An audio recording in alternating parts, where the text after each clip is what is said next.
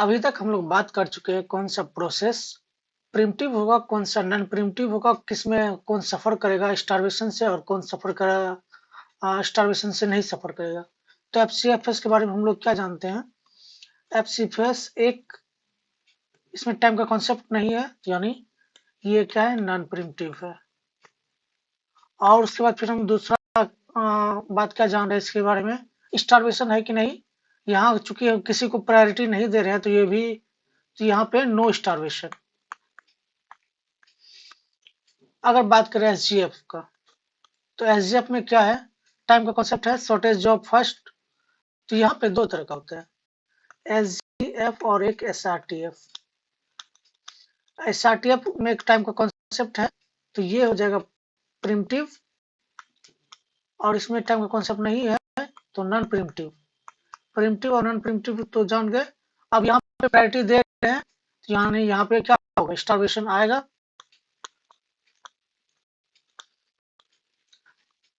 ये क्या, इसमें ये बोथ है, यानी इसमें दोनों होता है, प्रिमिटिव और नॉन प्रिमिटिव दोनों हो सकता है। और यहाँ पे प्रायोरिटी का कॉन्सेप्ट आ रहा है, तो प्लस ये क्या हो जाएगा आपका, स्टारवेशन। अब राउंड रॉबिन का बात करते हैं। राउंड रॉबिन में टाइम का कॉन्सेप्ट है, यानी प्रिमिटिव, और फिर इसमें क्या है, यहाँ किसी को प्रायोरिटी नहीं दे, सबको बराबर समय दे रहे हैं, यानी नो स्टारवेशन का चांस ही नहीं बनता यहाँ पे स्टारवेशन का। ये कुल मिला के ये था। अब बात करते हैं, कुछ टर्म आते हैं जैसे कि कॉन्वे इफेक्ट। एफसीएफएस जब फर्स्ट कम फर्स्ट सर्व में क्या होता है, जो पहले प्रोसेस आया वो पहले चला जाएगा, वो पहले उसका प्रोसेसिंग होगा सीपीयू में। तो इसमें क्या होगा, जो लास्ट में आएगा, मतलब कि जो प्रोसेस सबसे अंत में पहुंचा, तो उसको बहुत लंबा वेट करना पड़ेगा। तो इससे क्या हो जा रहा है, उसको लंबा वेट करना पड़ रहा है, तो उसी को कहते हैं कन्वे इफेक्ट, यानी काफिला। कन्वे का मतलब होता है काफिला, यानी उसको लंबा वेट करना पड़ रहा है। और इसलिए इसका यूज हम लोग इंटरेक्टिव सेशन यानी लाइव सेशन के लिए यूज नहीं करते हैं। एक और कॉन्सेप्ट होता है हम लोग का एजिंग। एजिंग में क्या होता है, हम लोग को धीरे धीरे जो भी वेटिंग कर रहा प्रोसेस उसका प्रायोरिटी बढ़ाते रहते हैं, ताकि वो डेडलॉक का कंडीशन में नहीं आए।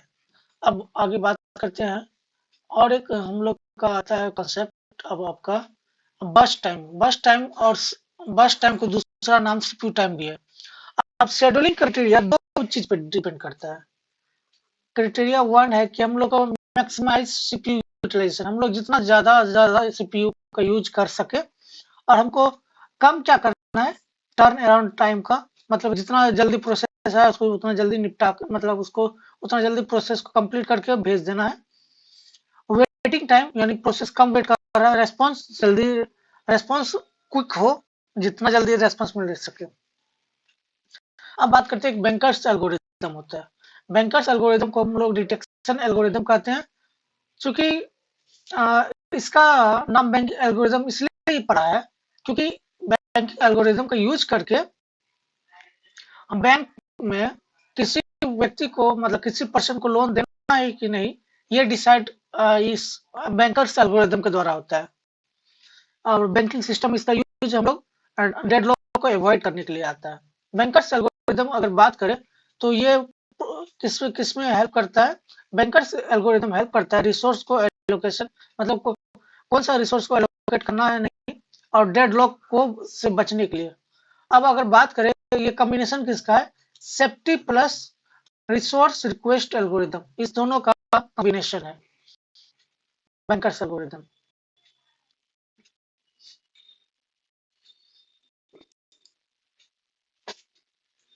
अब बात करते हैं कि एक टर्म होता है इंटरप्ट।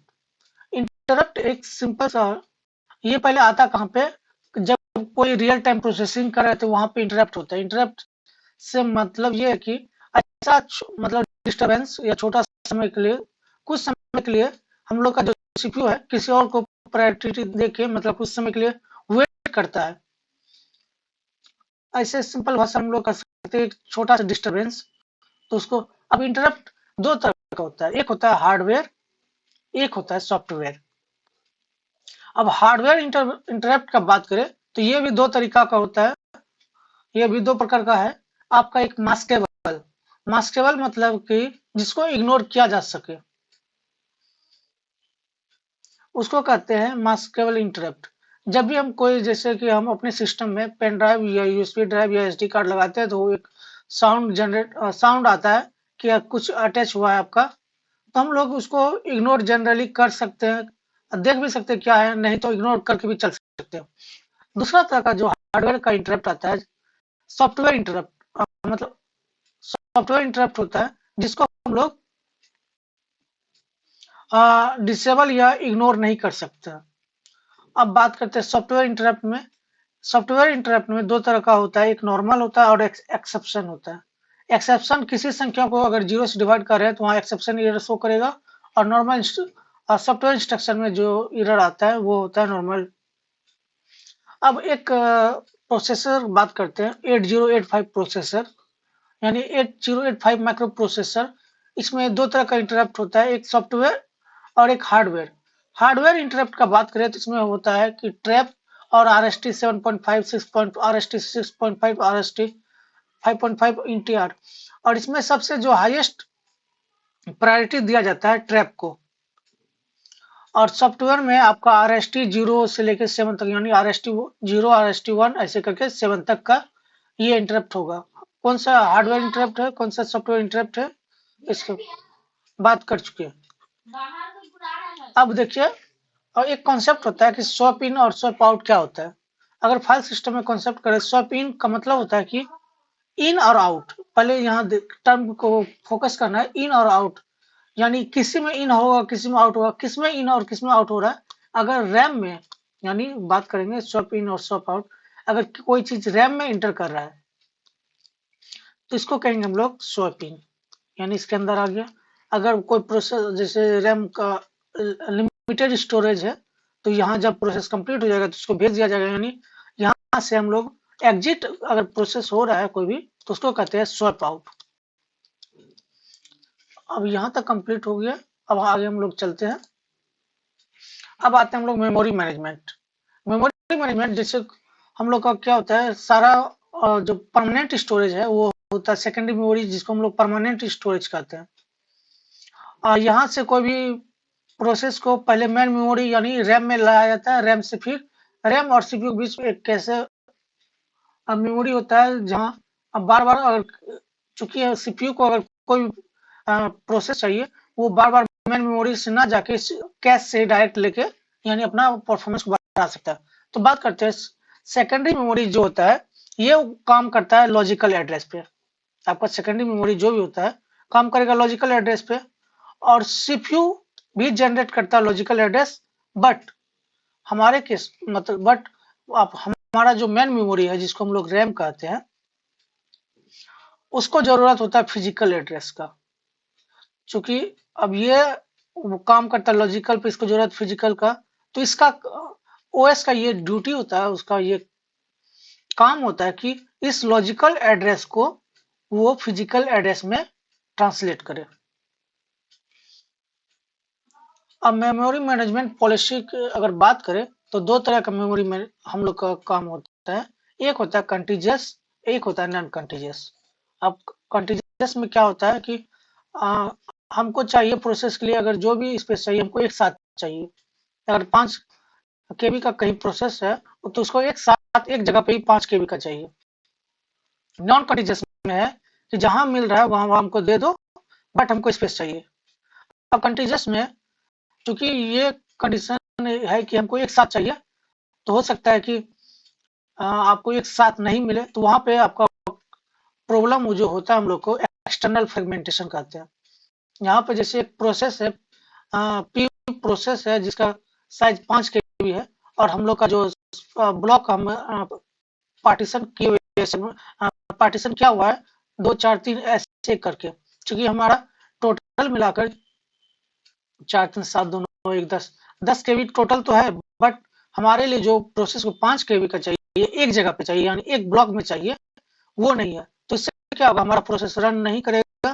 तो और जो इसके कारण, जिसके कारण रन नहीं कर पा रहा है, प्रोसेस, इस टर्म को हम लोग कहते हैं एक्सटर्नल फ्रेगमेंटेशन।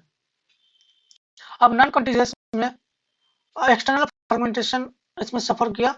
अब कंटीजियस में दो तरह का होता है, एक होता है स्टैटिक और एक होता है डायनेमिक। नाम से पता चला स्टैटिक मतलब कोई चीज फिक्स होगा, स्टैटिक का यही अर्थ होता है कि अस्थिर या फिर फिक्स्ड, यानी इसमें साइज हम लोग फिक्स कर रहे हैं। जब साइज हमारा फिक्स है तो ये अगर बात करते हैं हम लोग ये ब्लॉक का, जैसे एक ब्लॉक है साइज फिक्स है यानी 5 3 2 1। अगर कोई एक प्रोसेस है जिसको 4 केबी का जरूरत है, चूंकि ये कंटीजियस है तो एक साथ चाहिए, ये यानी ये दोनों मिला के भी काम नहीं करेगा, यहाँ भी काम नहीं करेगा, तो ये इसको ऑक्युपाई कर लिया। तो हुआ क्या, यहाँ 4 केबी जरूरत है, 4 केबी इसको मिल गया, बाकी बच गया 1 केबी। 1 केबी जो मेमोरी हमारा वेस्ट में जा रहा है, तो इसको कहते हैं हम लोग इंटरनल फ्रेगमेंटेशन। अब बात करते हैं डायनेमिक में क्या होता है। डायनेमिक में जस्ट यहाँ भी तो चाहिए होता है एक साथ, लेकिन यहाँ पे क्या होता है, ऐसा कोई हम लोग का पहले से बटा हुआ नहीं रहता फ्रेगमेंटेशन में, मतलब इस तरह ब्लॉक में फिक्स किया नहीं होता। डायनेमिक है मतलब चेंज होते रहेगा। तो इसको अगर 4 केबी चाहिए, 4 केबी मिल जाएगा, बाकी खाली रहेगा, बाकी जो प्रोसेस आएगा उसको वैसे वैसे करके बांटा जाएगा।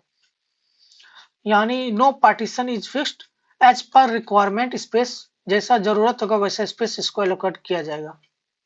तो मेमोरी वेस्टेज, इंटरनल मेमोरी का वेस्ट हो रहा है, तो इसलिए इसका नाम पड़ जाता है। चूंकि यहाँ पे कॉन्सेप्ट क्या है, इंटरनल फ्रेगमेंटेशन से अर्थ क्या हो रहा है, यानी प्रोसेस के अंदर यानी ब्लॉक के अंदर इंटरनल मेमोरी को वेस्ट कर रहा है, तो इसलिए इंटरनल फ्रेगमेंटेशन। वो बाहर बाहर से ही देख के चला गया कि वो चूंकि मेरा कुछ है नहीं तो प्रोसेस रन ही नहीं करेगा। ये था कंटीजियस, मतलब एक साथ अगर चाहिए होता है।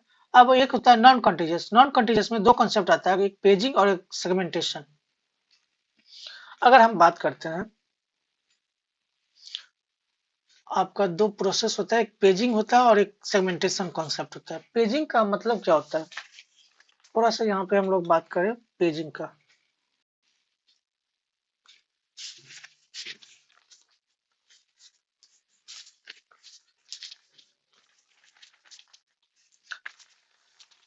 पेजिंग में क्या होता है हम लोग का, ये एक पेजिंग कॉन्सेप्ट है।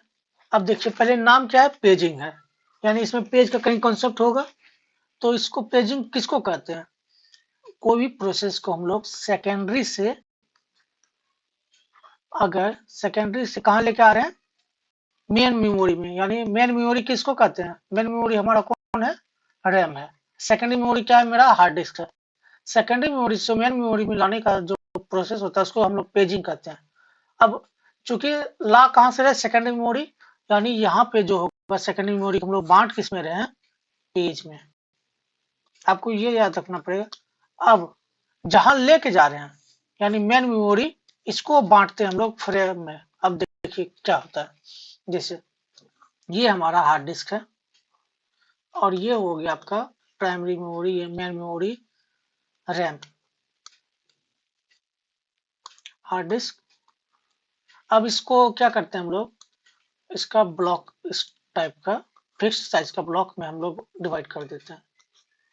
अब इसमें क्या, हार्ड डिस्क, अभी हम बात करें पेजिंग, पेजिंग में यानी हार्ड डिस्क यानी सेकेंडरी मेमोरी से लेके जा रहे हैं, तो इसको क्या कहते हैं, पेज, यानी एक सिंगल को इसको कहते हैं हम लोग पेज। अब रैम है, तो रैम का सीधा यहाँ इसको कहते हैं हम लोग फ्रेम। आपको सीधा अगर याद नहीं रहता, आप इससे याद रख सकते हैं कि रैम में फ्रेम होता है और बाकी जो बचा, चूंकि वो प्राइमरी का बात हो चुका है, सेकेंडरी मेमोरी में क्या हो जाएगा, पेज हो जाएगा। या फिर पेजिंग से आप लिंक करके, रिलेट करके भी आप याद कर सकते हैं। पेजिंग मतलब सेकेंडरी मेमोरी से मेन मेमोरी में लाना, यानी सेकेंडरी मेमोरी को पेज, पेज सेकेंडरी मेमोरी जिसको पहले ला रहे हैं यानी वहां पे पेज का कॉन्सेप्ट। दो तरीका से आप किसको पेज कहें किसको फ्रेम, ये याद रख सकते हैं। अब बात करते हैं पेजिंग का, अभी हम बात कर चुके हैं इसमें क्या, अगर डिफिनेशन का अगर बात करें, paging is the transfer of process from secondary to primary memory.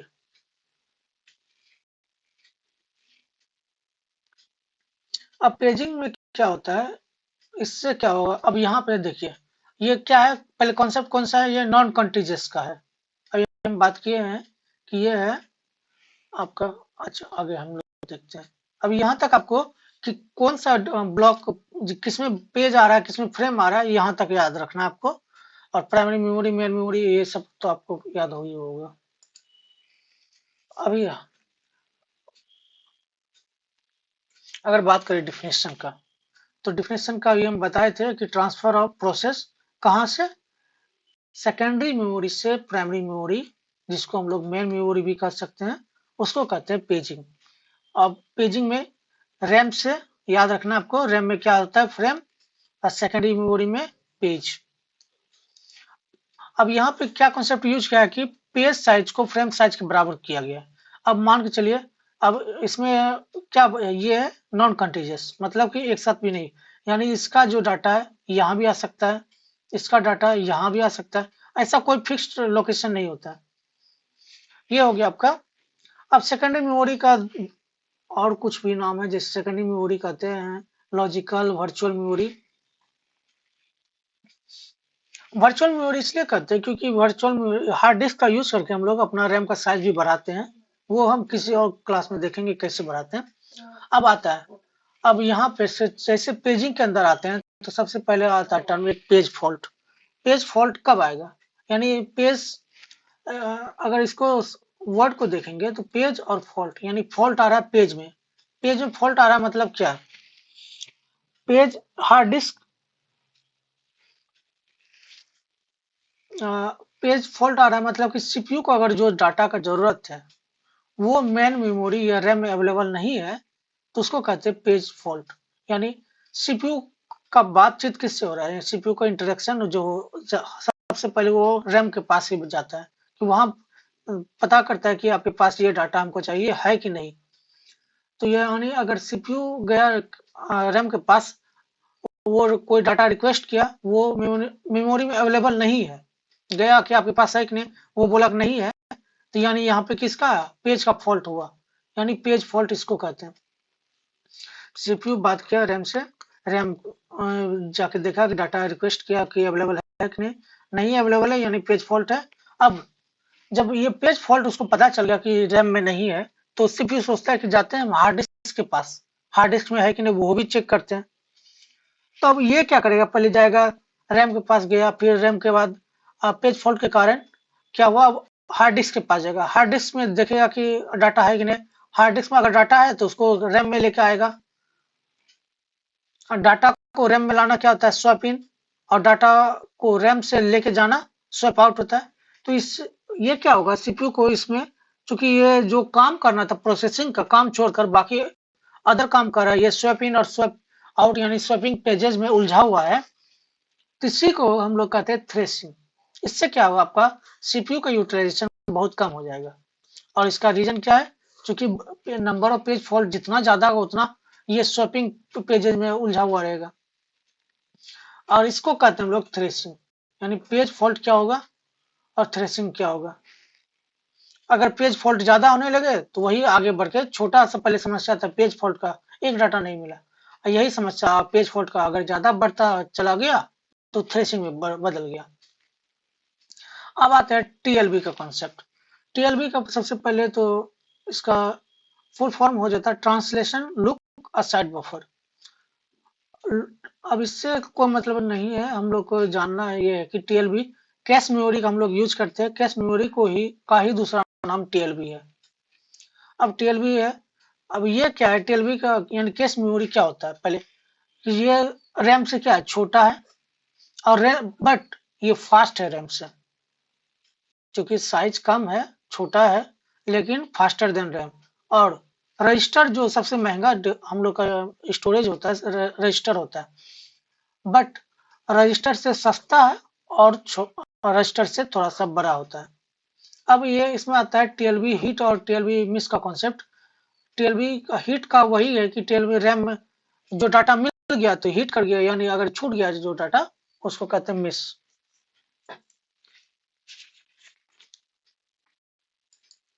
अब हम लोग बात करते हैं टीएलबी का मैपिंग। इसमें अब अगर टीएलबी मैपिंग की बात करें तो ये तीन तरीके से होता है, डायरेक्ट, एसोसिएटिव और सेट एसोसिएटिव। डायरेक्ट में क्या होता है कि रैम से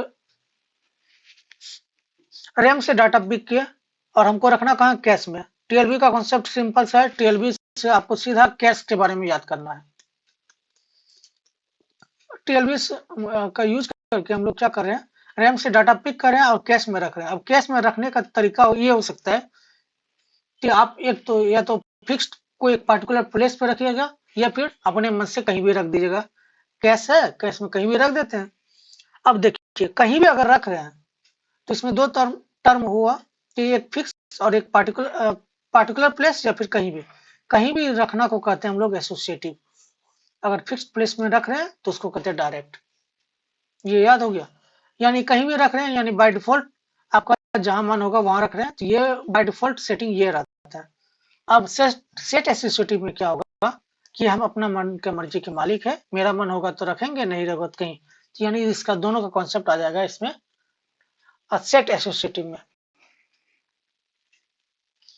अब फिजिकल एड्रेस किसका होता है ये तो बता चुके थे। फिजिकल एड्रेस कौन जनरेट करता है? फिजिकल एड्रेस आपका रैम जनरेट करता है। अभी आपको बताए थे कि रैम जनरेट करता है फिजिकल एड्रेस। आपका सीपीयू कहिए या फिर हार्ड डिस्क करिए, वो क्या सीपीयू से आए। सीपीयू में क्या होता है, लॉजिक का काम होता है, लॉजिक से लॉजिक एड्रेस याद रहेगा आपको। अब बात करते हैं कि फिजिकल एड्रेस और लॉजिकल एड्रेस में कॉन्सेप्ट आता है क्या। अगर आपका फिजिकल एड्रेस है, अब फिजिकल एड्रेस में दो चीज का पता जरूरी होगा कि पेज कितना पेज और कितना पी और डी, यानी यहाँ पे डी होता है आपका जो भी यूनिट है जिससे है ना। अगर कोई बता दे कि फिजिकल एड्रेस 1 KB का है तो 1 KB में कितना बाइट होगा, 2 के पावर 10 बाइट। तो यहाँ पर ये जो नंबर आएगा, मान के चलिए ये 13 है और इसका बता दिया एड्रेस ये 14 है, तब क्या होगा ये और ये है कि यानी यूनिट जो होता है डी का मतलब होता है यूनिट जो होता है यानी बिट यूनिट। तो 1 KB का अगर बात कर रहा है तो यानी 2 के पावर 10 पे हम चल जाएंगे, यानी 1 KB बराबर KB किलोबाइट, मेगाबाइट में 2 के पावर 20, GB 2 के पावर 30, TB 2 के पावर 40, ऐसे करके ये 10 को पहले यहाँ पे पुट कर लेंगे, मतलब यहाँ पे रख देंगे। अब बचा क्या, 14 में तो गया 10 माइनस कितना हो गया 4, और इसमें क्या हो जाएगा 30 माइनस 10 3। अब आते हैं हम लोग बात, अभी हम लोग पेजिंग का ही बात कर रहे हैं। अब कंपैक्शन, अब कंपैक्शन का क्या मतलब होता है। अब यहाँ पे हम लोग देख रहे हैं एक्सटर्नल फ्रेगमेंटेशन का प्रॉब्लम को सॉल्व करने के लिए कंपैक्शन टेक्निक का यूज किया जाता है। अब कंपैक्शन टेक्निक का यूज करके कैसे एक्सटर्नल फ्रेगमेंटेशन करते हैं, ये करता क्या, सिंपल से आपका जो भी है, जैसे ये यहाँ पे कुछ प्रोसेस में यूज हो गया, कुछ खाली रह गया, कुछ यूज हो गया, कुछ खाली रह गया। तो ये सब जो खाली स्पेस है इस सब को एक जगह मिला के एक बड़ा सा चंक टाइप या फिर एक तरह से सबको जमा करता है, और इसका यूज करके वो क्या करता है आपका किसी प्रोसेस को रन करवा देता है। इसका यूज करके प्रोसेस को रन करवाएगा। तो इसी को हम लोग कहते हैं क्या, कंपैक्शन